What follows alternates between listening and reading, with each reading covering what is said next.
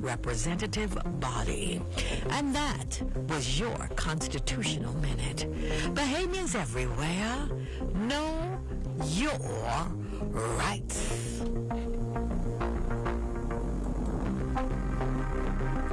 Boy, you see what just going down? No, Dre, what going on? Pokemon them stand up Grammy on the corner and take up pension money. Dread and broad daylight dudes them cut movie, my boy. No, man. Dread, these dudes need to stop. That could have been my old lady.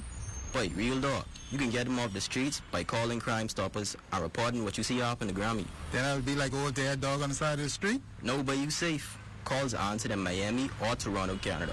And you ain't giving them no personal information. They just give you a PIN number. What I can do with PIN number? I can't eat it. Wait, when they arrest Pokemon, you can call Crime Stoppers with that PIN number and get some cash. Like they say, tip for tip. You say I get cash? What's the number you say? From Nassau, call 328-TIPS. Or free from the Family Islands at 242-300-TIPS. Together, we can stop crime before it's our time. Call 328-TIPS or from the Family Islands 242-300-TIPS. This public service announcement was brought to you by Crime Stoppers in conjunction with the Broadcasting Corporation of the Bahamas. Tired of banks forcing you to use technology to bank?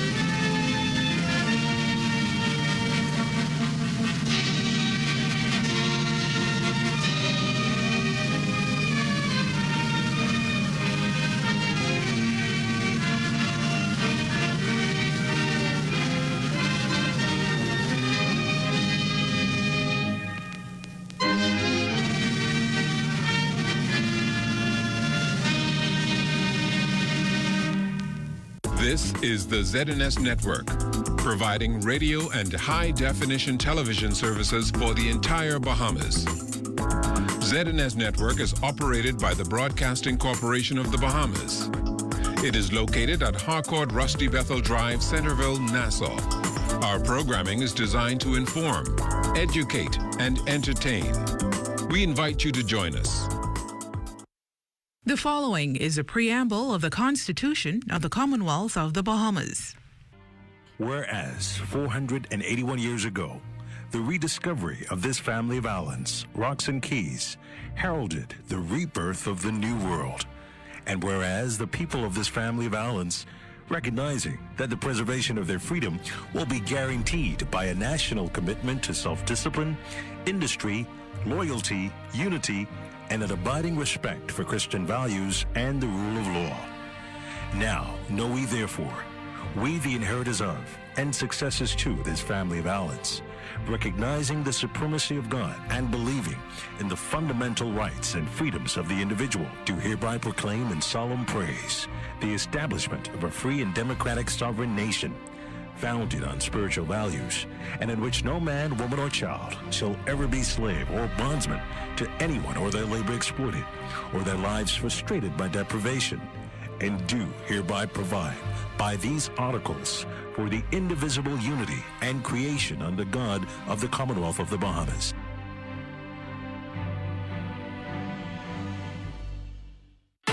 It's Tuesday, February 1st, 2022, and the morning edition is live. On today's show, the Prime Minister in Grand Bahama, the Deputy Prime Minister interviewed by an international publication, a manpower boost for the Department of Immigration, and find out more about a recent book launch. So, let's start the morning off right.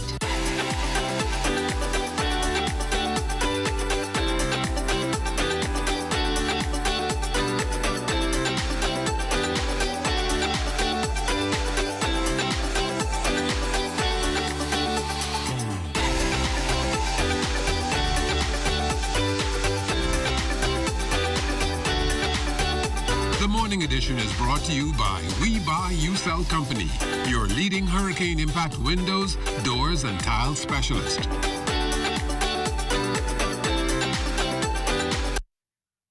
It's a new month. Good morning, everyone, and welcome to the Morning Edition. I'm Jiminy DeSwain. Good morning, everybody. I'm Charles Fisher. 1 month has already gone in 2022.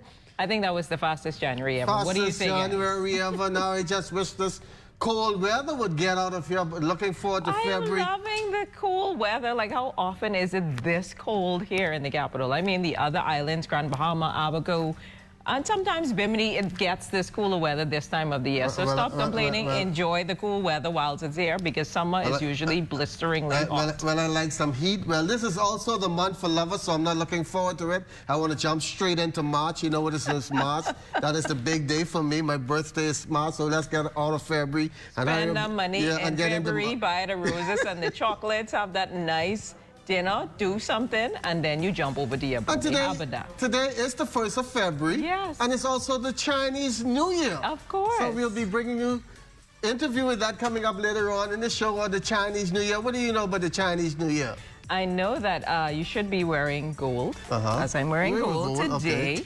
I think gold deals with fortune, and red is important too in terms of the elements of the Chinese New Year. But it's also, I think, the year of the tiger. But we'll learn more about that from Ambassador Dai Ching Lee. She's going to join us later on in the show to fill us in with everything we need to know about the Chinese New Year. It's also Catholic Week. We are going to go down to St. Thomas More, speak with representatives to talk about Catholic Week. Schools are back in full swing, so everybody's happy. But let's see what's happening out there on the streets of New Providence.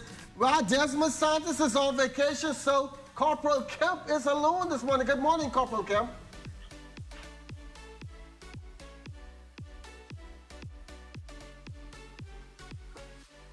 See you once again.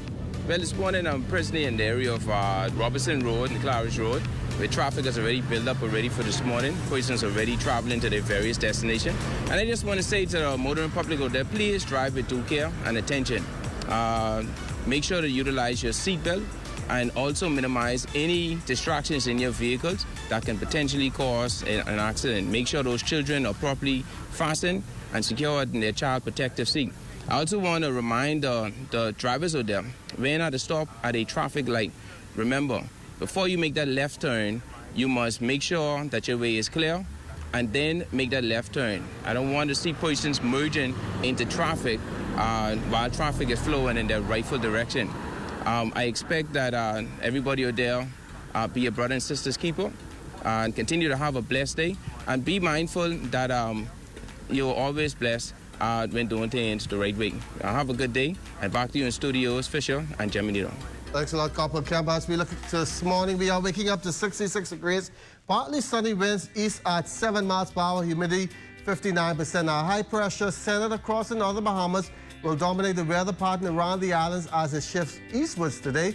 For all areas, weather partly to mostly sunny, breezy and pleasant today, becoming fair and cool tonight. Your high temperature today, 75 degrees Fahrenheit, overnight low of 64. Wednesday and Thursday, some clouds in the air, partly sunny winds subsiding on Wednesday, 77 in the day, 63 at night. And then on Thursday, partly sunny winds also trying to get out of here, 79 in the day, 67 at night.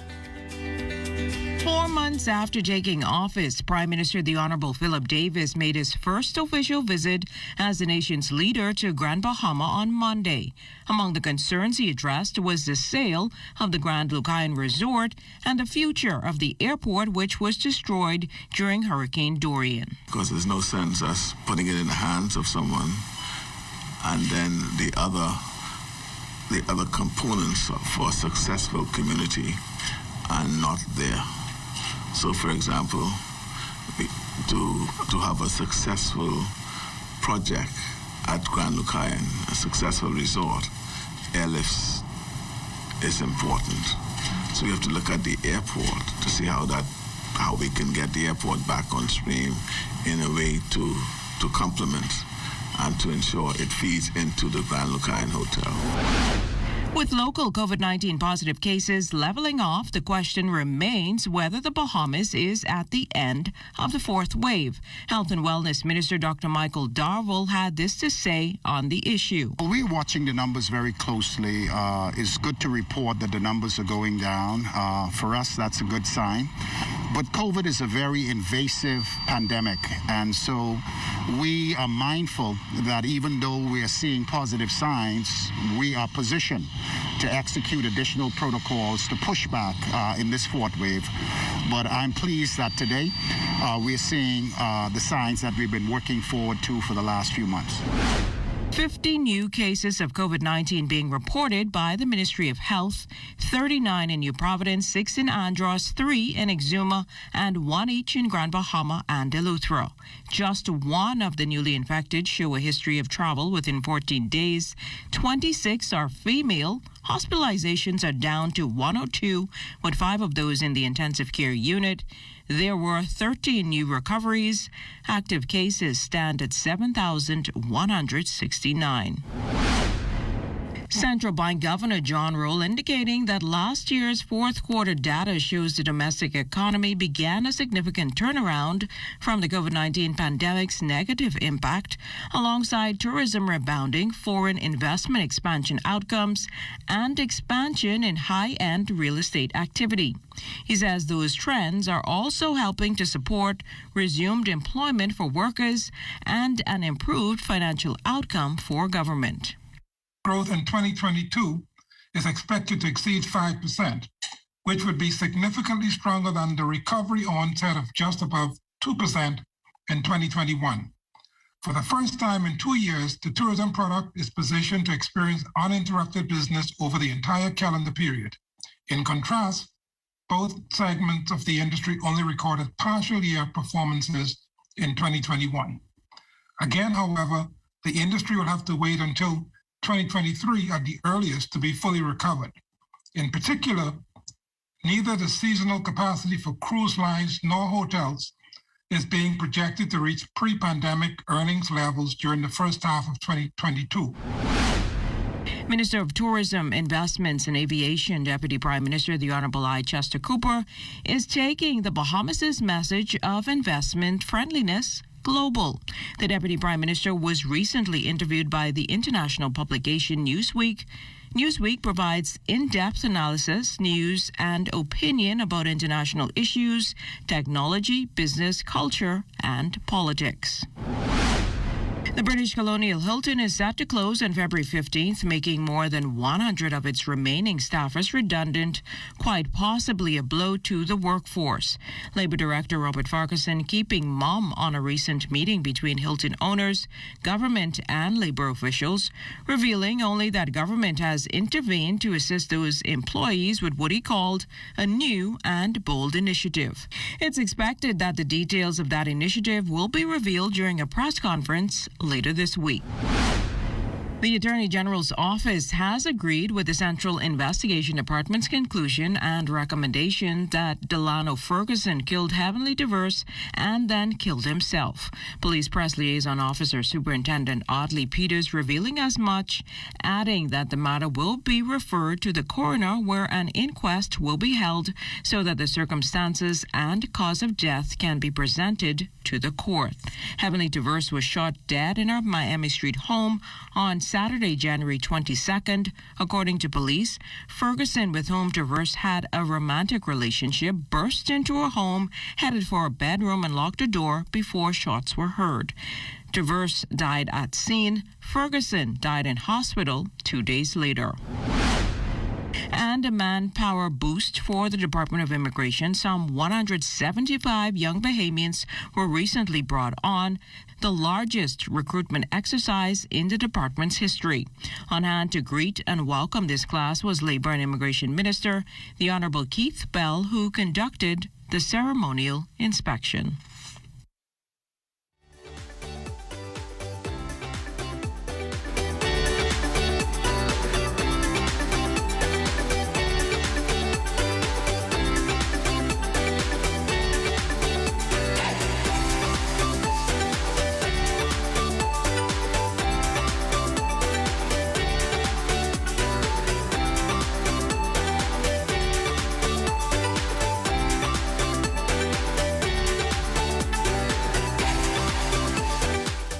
Fixed and mobile services provided by Cable Bahamas Business Solutions helps our customers help their customers adapt to the new way of paying for things. Digital Wallets makes your transactions faster, more convenient, and secure. Whether it's using a debit card at the grocery store or making online payments for your monthly expenses, Digital Wallets powered by Cable Bahamas Business Solutions makes it better. For more information on our fixed and mobile services, contact the experts at 601-8911 in Nassau or 602-8811 in the Family Islands. Well, today's kicks off the start of the Chinese New Year, and joining us live on the Morning Edition to talk about it is Chinese Ambassador to the Bahamas, Dai Qingli. Good morning, Ambassador Dai, and welcome to the Morning Edition. Good morning, Jiminita. Thank you very much for having me. So, Ambassador Dai, explain to us how the Chinese New Year is traditionally celebrated. As you may know, Chinese New Year or Spring Festival, as it is also commonly known, is the biggest festival in the traditional calendar for the Chinese people for thousands of years. And normally the centerpiece for the Spring Festival is the New Year Eve dinner, when all the family members have together, wherever they are in different parts of China or even in different parts of the world. They have to gather together at the New Year Eve for a big family reunion dinner. So that's the most important event for the Spring Festival in China. So what are some of the unique observations for the Chinese New Year? Oh, there are many things people do for Chinese New Year. For example, the most important day is the day before the actual New Year. That's the New Year Eve day. At lunchtime, people would put up red couplets, at the front door. The red couplets are Chinese characters written on red pieces of paper, like this one, and pasted vertically on both sides of your front door. And so these are the two couplets. They are having exactly the same numbers of characters, and they have to be written on red pieces of paper. Red in China is the color of good luck and wealth and prosperity. And it's supposed to scare the evil spirits away, so it's protective. And then, people, and there is a vertical one besides the two, there is a horizontal one besides the two vertically pasted couplets. It's like this one. I only have the mini ones just to show you how things work. And then, you kind of have, that's for lunchtime, then you put up these red couplets. And then for dinner, that's a huge dinner where, the traditional food for the festival would be served. Most notably is the food called the jiaozi, or the dumplings, and also the fish. You have to have fish for the New Year dinner in China. And then after dinner, it's a big time for children because they are going to get things like this. This is called the red envelope or the red packet. It's stuffed with cash. So it's given by their grandparents and their parents. So the children would be, like greeting their grandparents and parents and expressing best wishes for the New Year, and then they get these red packets in return. So it's a good time for children. And then at midnight on the New Year Eve, people start setting off firecrackers. That's supposed to also to scare away the evil spirits and protect the family and bring in the best luck in the beginning of the year. And then early in the next morning, they would set off firecrackers again before breakfast. And so then they will start visiting relatives and neighbors from the New Year day. So, Chinese Spring Festival is similar to Christmas in the sense that family reunion is very important. But it's different from Christmas in the sense that it is not just one evening or just one day of celebrations. It's a season, actually, which started from 1 week before Chinese New Year Day and lasting for 2 weeks after the New Year Day until you reach another festival that's called the Lantern Festival. That's a festival where, for the evening, that for people to raise the lanterns and also to have another firecracker show. So that's to mark the end of Chinese New Year holiday season. And there are some of the taboos for Chinese New Year too, because there are different taboos observed in different parts of China. One common one is that for married daughters, they can't have, the New Year Eve dinner with their parents. They can only have this dinner with their husband's family, not with their original family. That's a very interesting one. And also in some parts of China, people don't eat duck. I find the local Chinese community don't eat duck for New Year Eve or throughout the New Year festivities because the duck has a flat beak. So it looks like it's pouting, it's like it's not happy. So they don't eat duck. But for us, for people in the rest, in the other parts of China, we're not concerned about that. And we eat duck all year round. Awesome, awesome. Well, thank you so much, Ambassador Dai, and so many activities you have planned. It was very interesting. But thank you so much for joining us on the morning edition this morning. Okay, thank you. In other news, getting vaccinated certainly has its perks. Just ask Bahamas Waste Management as one of their employees walked away with some cold, hard cash. On behalf of Bahamas Waste, I most certainly and humbly present you with this 1,000 cold cash dollars for you being fully vaccinated. Evan McPhee, one of several Bahamas Waste employees, entered into a raffle having been fully vaccinated against COVID-19. And he just happened to walk away with the top prize. Other prizes included gas and supermarket vouchers. Employees had 3 months to get the shot in order to be entered into the drawing. Well, the first round, I didn't win anything. The second round, I didn't win anything, but I had confidence for winning $1,000. Very important, better for your health and better for others. Get vaccinated so everybody will be safe and secure. For Managing Director Francisco de Cardenas, it was important to push the message of COVID vaccination, having personally wrestled with the illness. Double vaccinated and boosted, and I got COVID over the new year, and I'm not sure I would be here if I was not vaccinated. So thank you for all of your efforts on the vaccine, and we will continue to plug away and hope that we can get 100% vaccine compliance. Something which Health Minister Dr. Michael Darville agreed.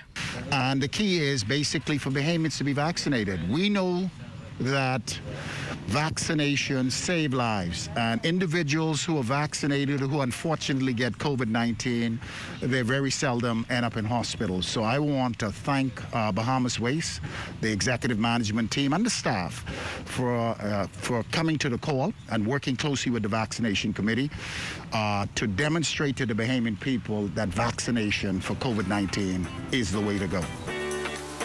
As we head to the break, we take a look back at today in Bahamian history. On February 1st, 1973, college football standout Ed Smith was the first Bahamian drafted into the NFL by the Denver Broncos. Also on this day in 1997, Julian Francis took over as governor of the Central Bank of the Bahamas.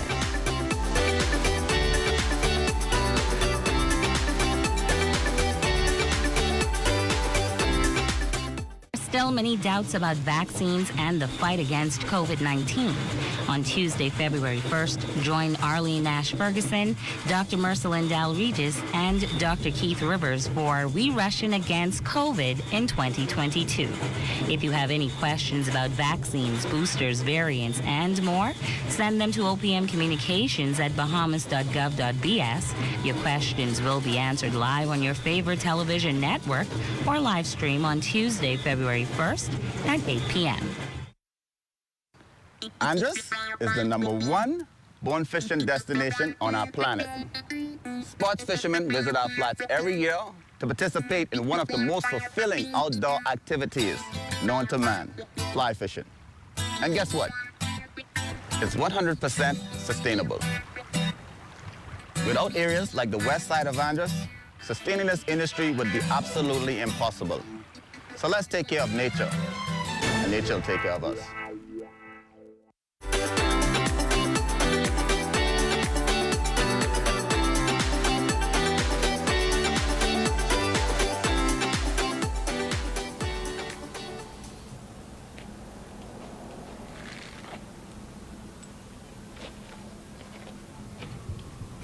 Well, that's our Charles Fisher, but we are going to come back to him. Self-proclaimed servant leader of the Bahamas Constitution Party, S. Ali McIntosh, recently launching a new book titled How to Reconstruct a Nation: Righteous Principles for National Governance, or National Leadership and Governance.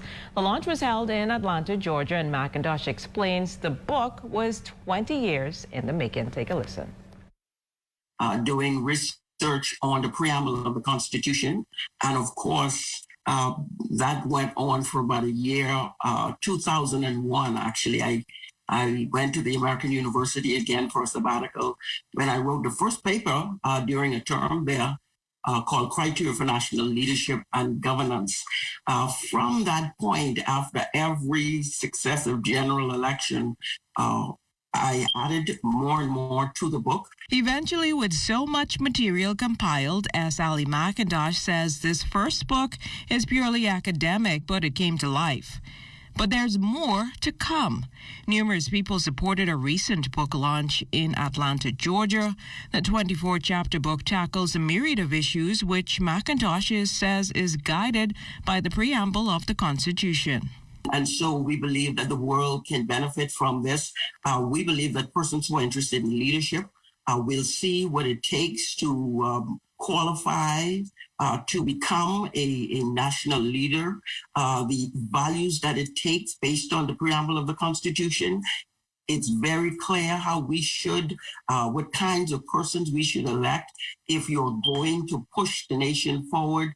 And so we expect that persons who read this book, mostly leaders, will find out. But those are not the only ones to benefit from reading the book found on online platforms. Persons can look and see what it is they should be looking for in their leaders, what they should be looking for in their governance, what they should be looking for in what is the role and responsibility of their governance. This book is for everyone, targeted at leaders, but it's for everyone so that you would know as a person what it is your government should be doing for you on your behalf. And I believe that this is going to be a very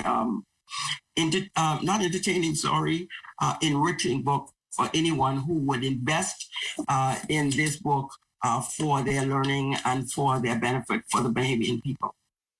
Congratulations again to Ms. McIntosh on the new book. But again, Charles Fisher is in the field, a big week for the Catholic schools, but he is going to take it over and tell us what's happening with them. Back to you, Fisher.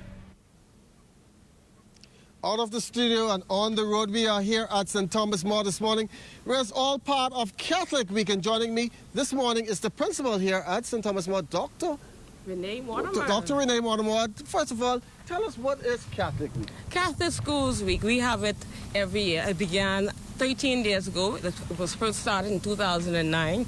And that's where we celebrate all of our Catholic schools. You know, we have 9 Catholic schools. Of course, we're here at St. Thomas More School. We have St. Cecilia's School, Xavier's Lower School, we have St. Francis and Joseph School, St. Augustine's College, we have Aquinas, Mary Star of the Sea Academy in Freeport, Grand Bahama. We have Every Child Counts and St. Francis de Sales. And so we are celebrating us. You know, Catholic education has been in the Bahamas for 132 years. And we are so proud of that. And of course, we're going to be looking back at our past history. You know, the nuns came in 1889 and they started the first school. And of course, we've been growing from strength to strength from then. And so we're so proud of our heritage. We're going to be celebrating our lay principals, our alumni, or of course all of our lay principals. And of course, we're just so excited here to celebrate Catholic Schools Week. It's a wonderful tradition. I call Catholic school education has been here for some time, and we're very proud of that. And a great partnership you are also having this week. Yes, definitely. We have Alive working with us, certainly, and they're going to be talking about that shortly. But so we're very happy and very grateful that we have this Catholic education. And, you know, I'm a product of Catholic education. I graduated from Xavier's Lower School at St. Augustine's College. Now, I've been in Catholic education for 26 years. And, of course, I've been here at this at St. Thomas More School for 7 years, principal. So, you know, Catholic education is in my blood. And so I'm very, very proud. How does it feel to have the students and the teachers back in school as we celebrate Catholic Week? Oh, awesome. You know, with this pandemic in March 2020, boy, who would have thought that 2 years later we would still be in this type of situation? But we're making the best of it. When you're given lemons, you make lemonade. And so we are adjusting, we're pivoting, we're making sure that our students are safe on campus. And, you know, we're happy to have them here. They're happy to be here with us. And so we're very, very, very excited. You listed a whole lot of activities. Some of the others, so the students can get involved and also get a history lesson, because they come here, they just get their lesson on regular education, but they don't know much about their Catholic history. Well, certainly, you know, especially this week, we're focusing on our history. We're letting them know that how from whence we came, and so we're very, very excited about that. And of course, we're getting them involved, especially in activities at school. And so we're going to be having other activities as well, making sure that they know their Catholic heritage. And so we're very, very excited about that. Right. Thanks a lot, Dr. Mortimer, for joining us here at St. Thomas More. I was thrown off because I'm an Anglican school boy, but I'm going to learn a lot about Catholic schools this week. We'll have much more coming up in the Bahamas tonight. Well, be sure to stay tuned into ZNS Network for news as it happens, TV and radio updates throughout the day, and then you can tune in to Live at 5, the Northern Edition, and the Bahamas Tonight at 7. That's all for now. Have a great day, everyone.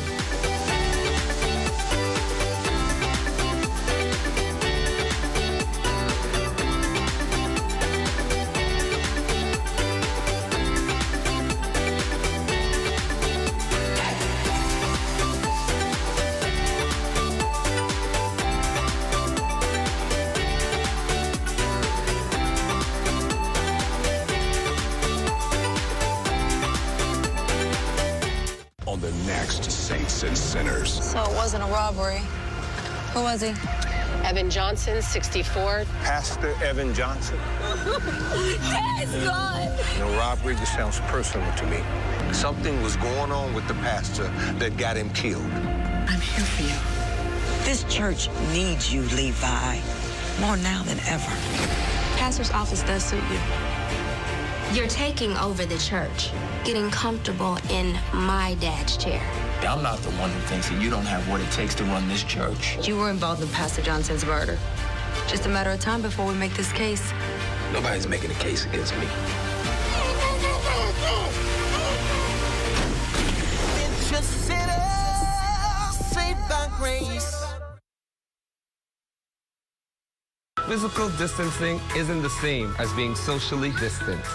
I know that sometimes it can be a bit difficult not being able to engage in the in-person social activities that we did before, whether that be going to the movies or just hanging out in person. But remember that different does not mean distant. As the generation of technology, we can get creative in planning virtual parties with friends and family. Play online games with friends. Plan virtual family parties. Start a cooking competition among cousins, or do a virtual dance party. If you do gather in person, however, remember to avoid gathering in large groups. Always ensure that you wear your mask to cover your mouth and nose. And remember, wash and sanitize your hands often.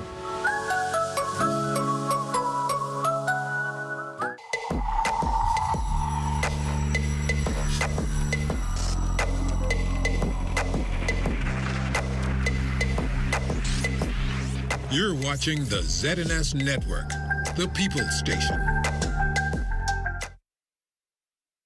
This Birding Adventures episode is powered by Nikon, your world leader in optics since 1917. Welcome to another episode of Nikon's Birding Adventures TV. We've just got off the plane on Andros Island, one of the largest islands in the Bahamian chain of islands. On this episode, we're going in quest of some very special birds. Piping plovers, great lizard cuckoos, and our golden bird for this episode, the very rare and critically endangered endemic bird, the Bahama oriole. Let's go birding.